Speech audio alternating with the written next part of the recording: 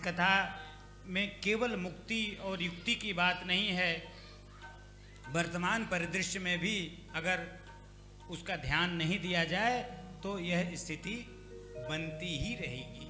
यही बात महाभारत में भी अर्जुन ने भगवान कृष्ण से कहा था कि ये जो युद्ध हम कर रहे हैं, अपनों को ही पैर नहीं लाओ, ठीक से बैठो, अपनों को ही जो हम मार रहे हैं, इनको मारने से तो मेरे कुल खानदान में जो स्त्रियां हैं वो विधवा हो जाएंगी, वैधव्य हो जाएगा, और जब वो वैधव्य हो जाएंगी, वैधव्य को प्राप्त हो जाएंगी, तो समाज में जो है वह बहुत कुरीति फैल जाएगी, बहुत बुराई फैल जाएगी, और इससे तो पिंडोदक क्रिया जो है, पिंडदान आदि की जो क्रियाएं हैं वो लुप्त हो जाएंगी, क्योंकि यह पता ही नहीं चलेगा कि कौन किसका है कौन किसका नहीं है, तो पिंडोदक क्रिया जो है ये लुप्त हो जाएगी। यह चिंता अर्जुन ने भी भगवान कृष्ण से जाहिर की थी, लेकिन भगवान ने कहा कि इतनी लंबी चिंता करने की तुम्हें अर्जुन आवश्यकता नहीं है। यह अहमेवा समेवाग्रे नान्यद सत सत परम यद्या अहमेवा समेवाग्रे नान्यद यद सत सत परम पश्चादच्य यो वशिष्यत शोषमय। अर्जुन, यह तुम्हारा काम नहीं है, तुम तो मात्र एक प्रतीक भर हो, ये सब कुछ मेरी रचना है, मेरे अनुसार हो रही है, तो तुम इतनी चिंता मत करो। कहने का भाव है कि चाहे कीन करामें सोई उमा राम गत लिखे न कोई, भगवान को जो मंजूर रहता है वह तो होता ही है, लेकिन हमारा जितनी हमारा पौरुष है, जितना पुरुषार्थ मेरा बन सकता है, उसे हमें अपने ढंग से ठीक करने का प्रयास करना चाहिए। कहते हैं कि अभिमान रहित होकर के जो लोग हैं उनकी तो मुक्ति हो जाती है इस कथा आदि को सुनने से, लेकिन जिनको देहाभिमान है, जिनके अंदर कर्ता का बोध है, जिनको ये लगता है कि सब हम ही कर रहे हैं, उनकी मुक्ति नहीं हो पाती है, क्योंकि उनकी तो युक्ति हर समय अपने देह में लगी हुई है, अपने किएपन के में लगी हुई है। तो भगवान को पाने के लिए तो पहले भगवान के प्रति आपको समर्पित होना पड़ेगा। अब जो है कहते हैं कि कथा के श्रवण की क्या विधि है, इसको जो है कैसे किस तरह से सुनना चाहिए, कैसे आयोजन करना चाहिए। तो कहते हैं कि अगर सकाम अनुष्ठान हो, अगर आपकी कोई मान्यता पूर्ति करनी हो, मैंने देखिए भागवत कथा के बारे में यही लोग जानते हैं कि भागवत जो है वो प्रेत पीड़ा विनाशिनी है। अगर घर में कोई गया करके आया है तो भागवत सुनना जरूरी है। वो तो जरूरी है कि अगर कहीं किसी तरह से धुंधकारी जैसी त्रुटि रह गई है तो वह कम से कम जो है वह इससे मुक्त हो जाता है।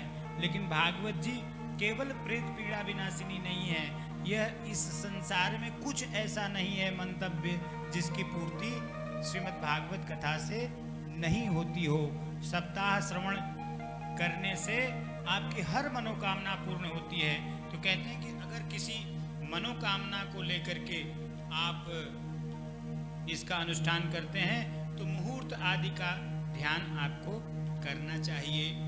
अच्छे पंडित जी को पकड़ करके, अच्छे ज्योतिषी को पकड़ करके आपको उसका मुहूर्त निकलवाना चाहिए, और उसके बाद जो है मुहूर्त निकलवाना चाहिए और बड़ी श्रद्धा के साथ कथा सुननी चाहिए। वक्ता के प्रति आपके मन में बहुत श्रद्धा होना चाहिए। जो कथा आप करते हैं उनके प्रति भगवान नारायण का भाव होना चाहिए। व्यास विष्णु रूपाय विष्णवे व्यास रूपे, यह भाव आपके अंदर होना चाहिए।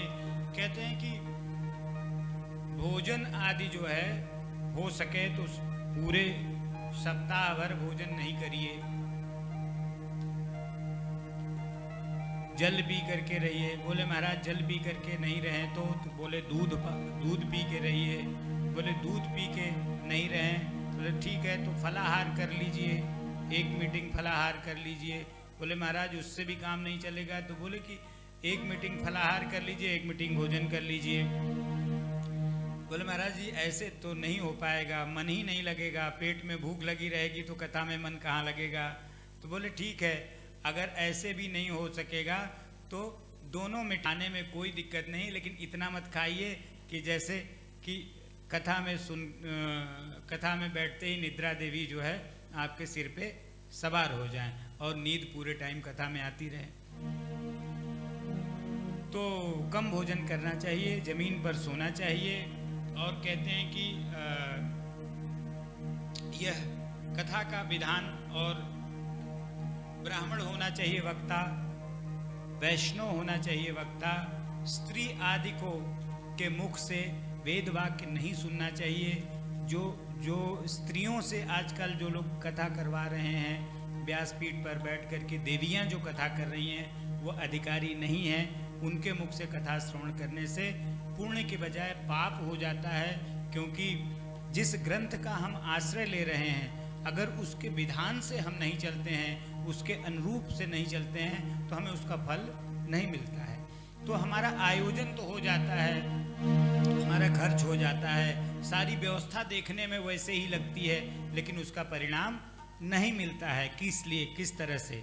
उसी तरह से जैसे बच्चा जो है वो विद्यालय में जाता है, 365 दिन में 200 दिन तो पढ़ता है वो, और उस 200 दिन में जब रिजल्ट आता है तो एक बच्चा जो ध्यानपूर्वक या ठीक ढंग से जो उसका नियम है पढ़ाई का उसको पूर्ण नहीं करता है तो उसका मार्क्स आता है 0%, 60%, 40%।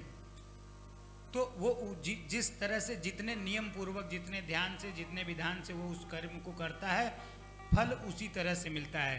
तो कहते हैं कि यहाँ पर जो है भागवत कथा का जो वक्ता हो वो वैष्णव होना चाहिए, ब्राह्मण होना चाहिए, संत होना चाहिए, और शास्त्र में निपुण होना चाहिए। एक दृष्टांत को पूर्ण करने के लिए शास्त्रों से ही वह उसको पुष्ट करे, यह योग्यता व्यास की होनी चाहिए।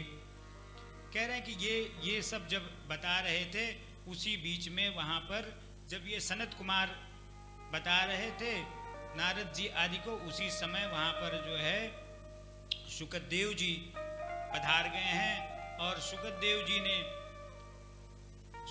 जी के आते ही सब लोग वहाँ खड़े हो गए हैं। ये जो है ये बहुत ही शुकदेव जी कथा के मूल हैं, उन्होंने ही इस कथा को परीक्षित को सुनाया है, और परीक्षित का 7 दिन में मोक्ष हुआ है।